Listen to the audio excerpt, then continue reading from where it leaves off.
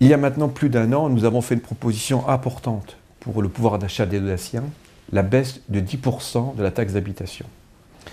À cette époque, nombreux étaient ceux qui nous disaient « vous n'y arriverez pas, c'est de la démagogie, ce sont des promesses électorales ».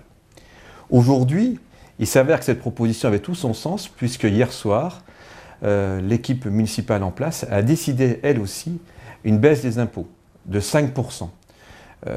Donc ce sont des propositions qui sont anciennes pour notre part. Nous sommes très satisfaits d'être à l'origine de cette proposition de baisse des impôts. On constate que M. le maire est donc le suiveur dans cette affaire, puisqu'il propose lui aussi une baisse des impôts, plus modeste que nous, et sur l'ensemble des impôts locaux, alors que nous pensons qu'il faut plutôt axer cette baisse des impôts sur la taxe d'habitation. Ramata, qu'en pensez-vous entre la taxe d'habitation et la taxe foncière? Faut-il baisser plus la taxe d'habitation ou la taxe foncière?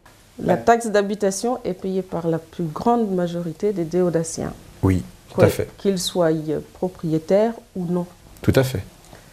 Donc, nous, chez Union pour Saint-Dié, il nous paraissait plus juste et plus social de faire une baisse de 10% sur cette taxe. Tout à fait. Alors que si on baisse, par exemple, la taxe foncière, seule une petite minorité de Déodaciens seront concernés.